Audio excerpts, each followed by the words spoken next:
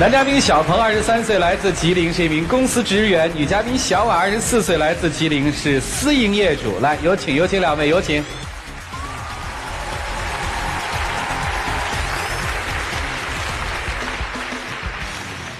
欢迎哈，23岁的爹，24岁的闺女，谈了1年多恋爱了是吗？是。你这感觉很明显是不是？对，我感觉他就是我爹一样。感觉就是爹哈。你们俩怎么认识的？当时？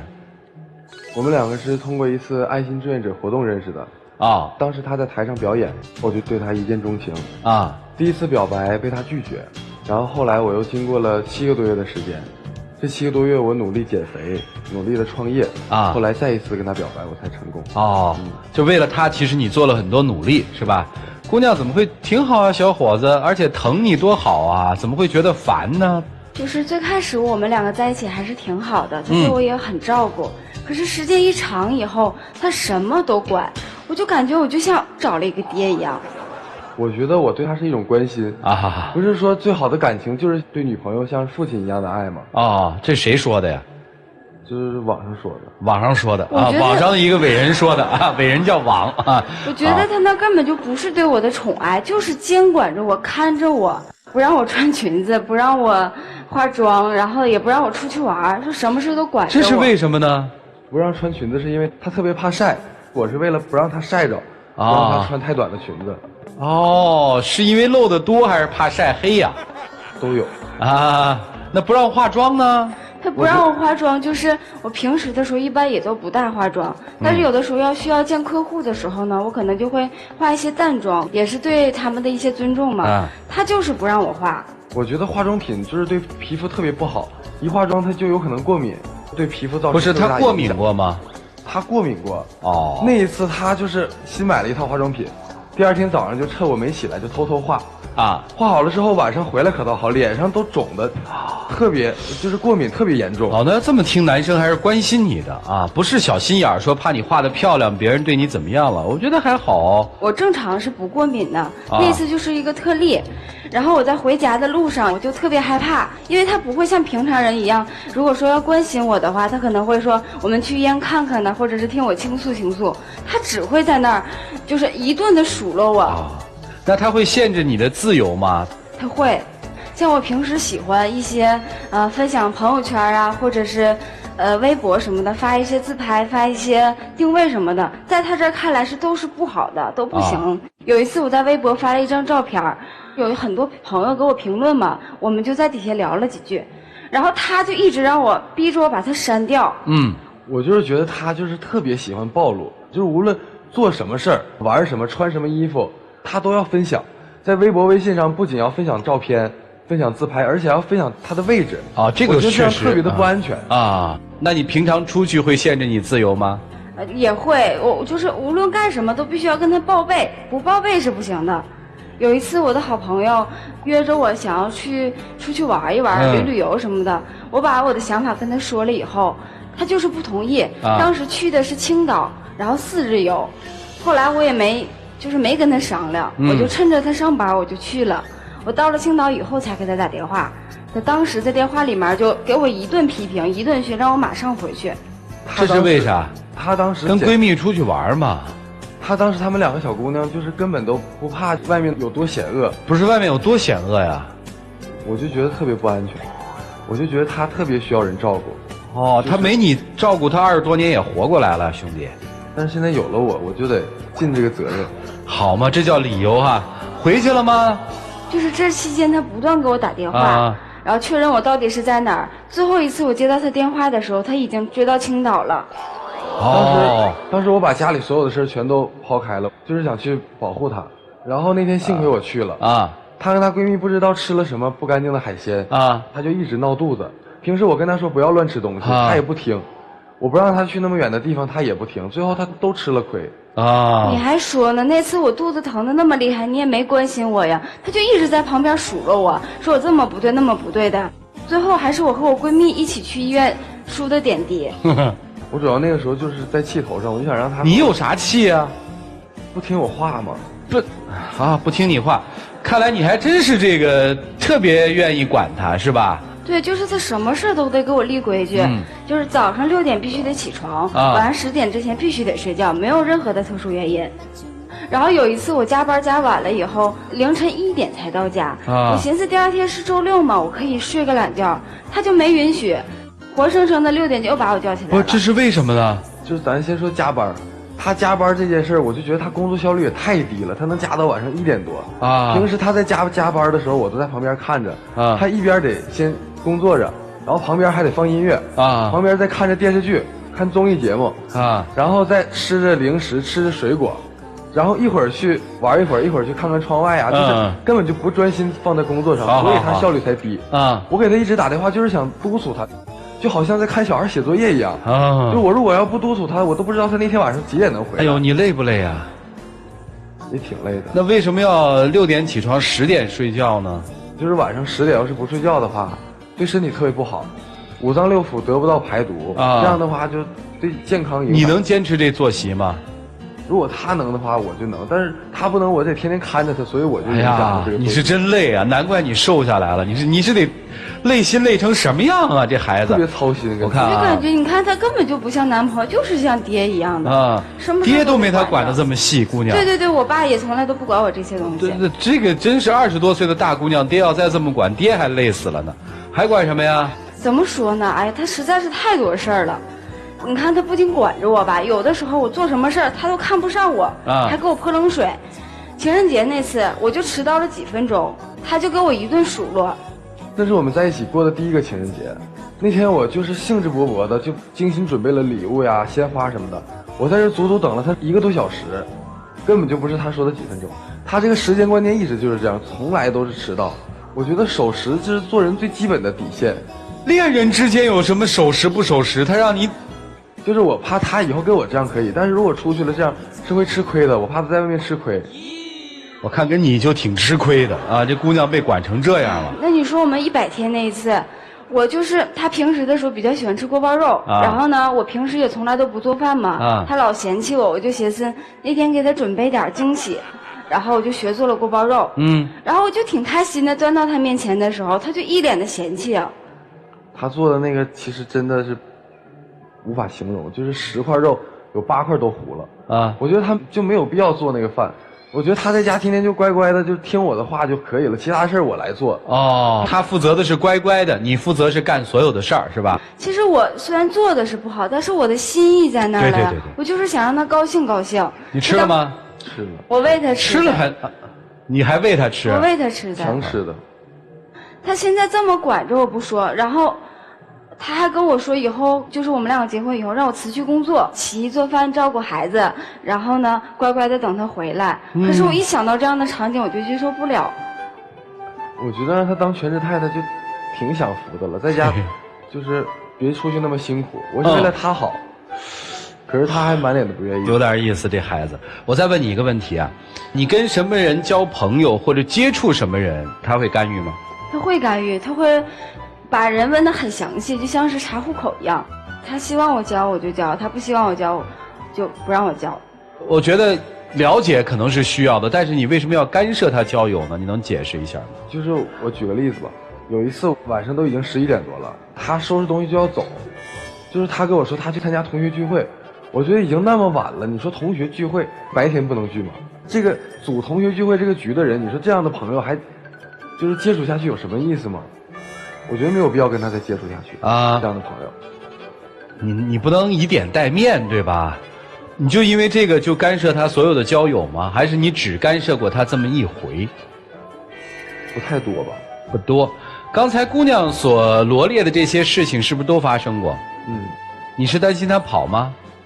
我就是担心吧，他就是学习能力啊、生活能力都。你别说他学习和生活能力啊，我就问你，你担心什么？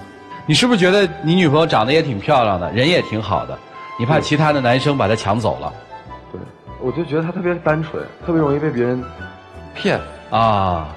你现在是有点受不了，对吗？对，我就是觉得有点接受不了。你是真要离开呢，还是说其实他改改就好？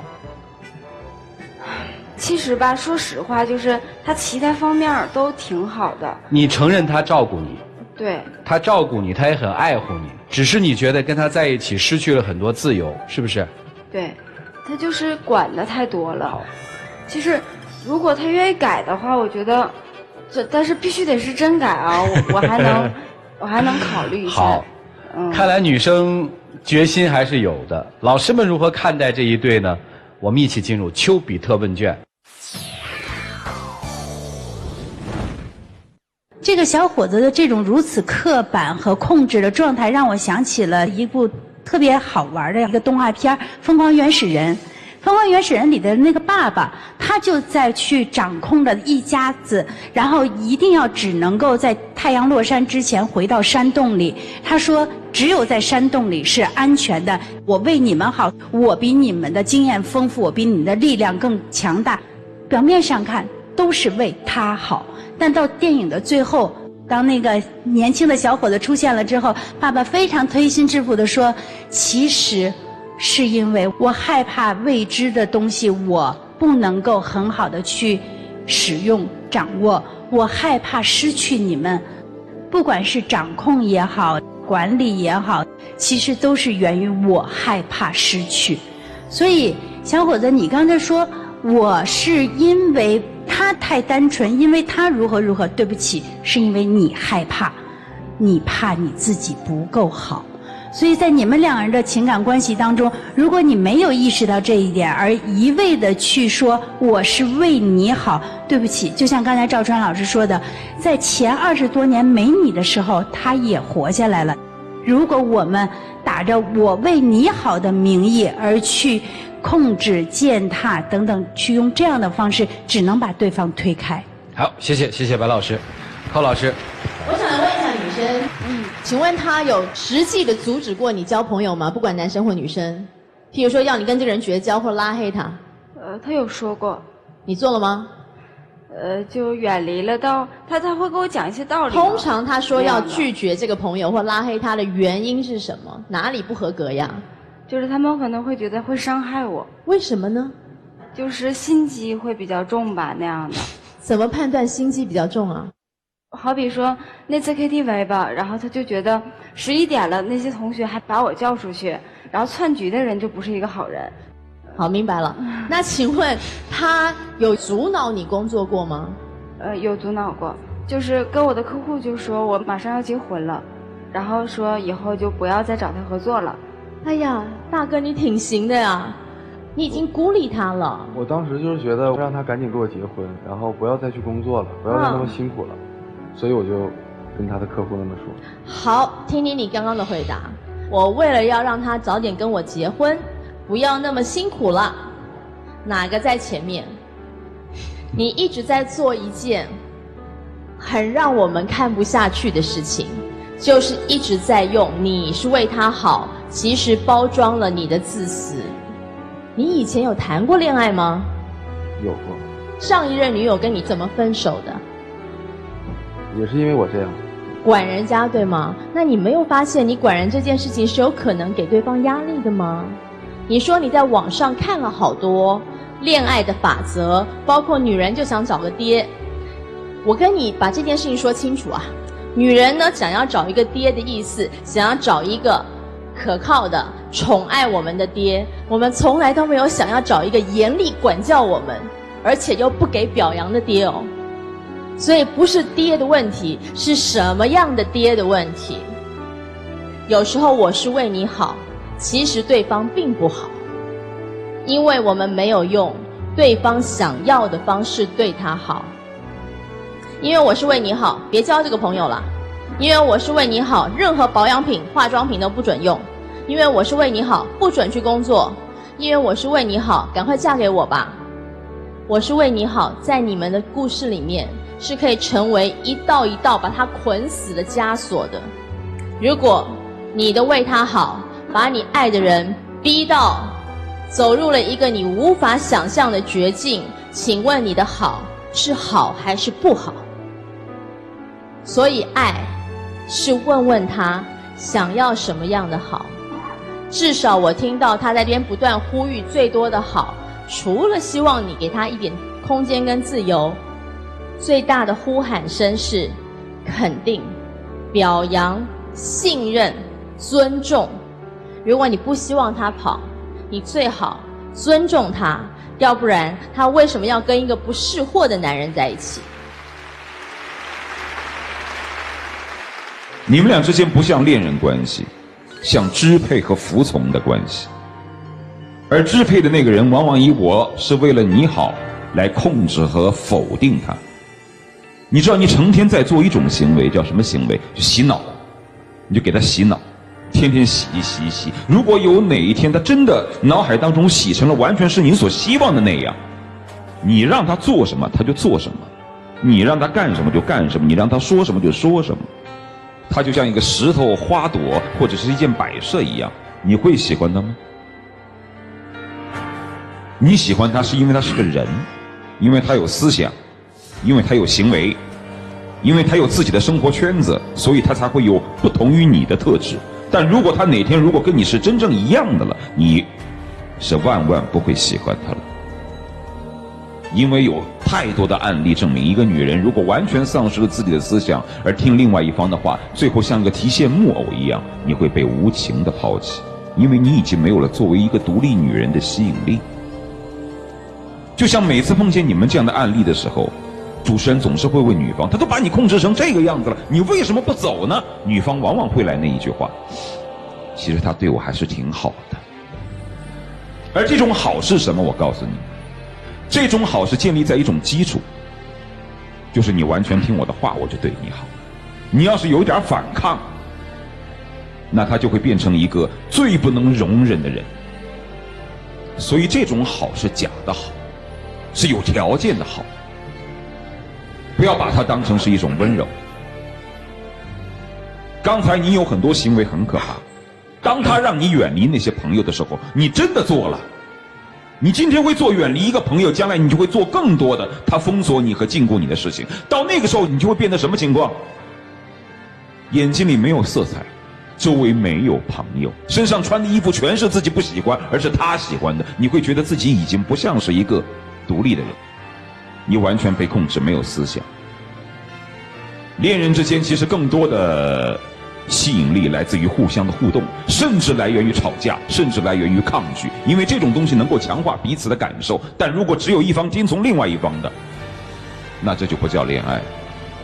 我想对男生所说的是，恋人的责任是让对方变得更好。我再说直白一点，让他舒服，不是让你舒服。你已经明显感到他不舒服了，你为什么还要让他继续不舒服下去呢？其实真正为恋人好、为对方好的实质行为是压抑自己的自私，让自己难受，让对方舒服。我认为这叫付出，就是我们通常所说的站在对方的角度去考虑问题，这叫好。而你不是，你就是一套听我的，这不叫为对方好，明白吗？就这样。女生其实已经意识到了，所以女生才会来。女生今天的主题是摆脱，或者叫改变，我觉得挺好。不明白不懂没事儿，我讲一个反例给你听就好了。你看看，如果是你，你未来还这么做不这么做？曾经有一个非常优秀的小伙子，他喜欢一个女生，他跟这个女生谈了5年的恋爱，突然有一天那个女生哭着说，我要跟他分手。他说我真是受不了那么一个宝宝了。知道为什么吗？因为那个男孩子的父亲突然去世，然后男孩子的父亲在世的时候，那真是对他的妻子和这个儿子掌上明珠，以至于他的妻子连饭都不会做。就是儿子所有成熟的假象，是因为那个父亲在，所以他显得成熟。一旦父亲离开之后，这个男人所有的脆弱，所有的东西全暴露出来了。而那个妈妈看起来很成熟的一个中年的一个女性，一夜之间你突然发现怎么像一个小姑娘，她什么都不懂，跟这个社会好像是隔离的。如果你是生活里面突然走掉的那个人，看到你曾经爱的女人和你那么挚爱的一个儿子，因为你的离开变得什么都不会，什么都不懂，你会难受吗？你看他哭了，你现在做的事情就是拔去他所有漂亮的羽毛，那不是爱吧？想清楚。如果真的爱他，学会自己去改变。好了，你们自己冷静地想一想，一起进入黄金60秒。宝贝儿，听了老师说了这么多，我真的觉得我自己以前做的太过分了。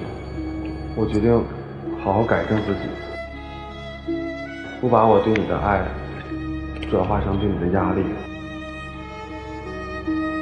我希望你能想一想我们在一起最开始的时候多么快乐。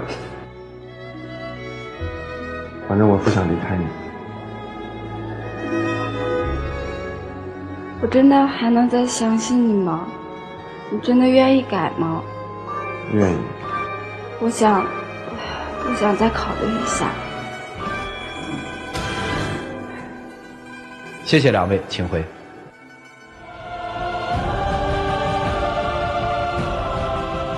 来，请关门。好了，电视机前的观众朋友，请关注优酷、土豆、腾讯视频、搜狐视频、乐视网、PPTV、巨力、爱奇艺收看节目的完整视频。接下来我们来看看这对恋人自己的选择是什么。请开门。药宝师医美师精彩节目马上回来。请开门。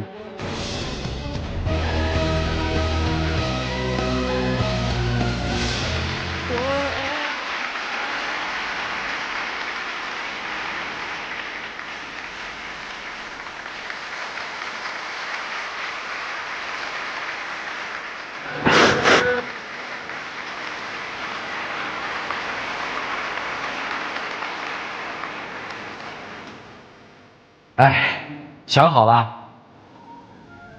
再给他一次机会，能改吗？能改，好好改啊！来，有请我们的小话筒，有请。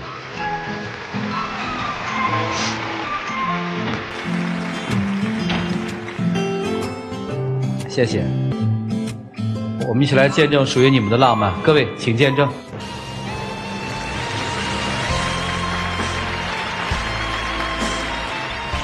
会改的，我真的一定会改的。你要相信我。好了啊！希望今天说的话可以在生活当中兑现，好吗？学会去爱他，而不是控制他。有一份礼盒要送给这个姑娘啊，这是易贝诗为本节目定制的一个白色恋人系列。谢谢两位，请回。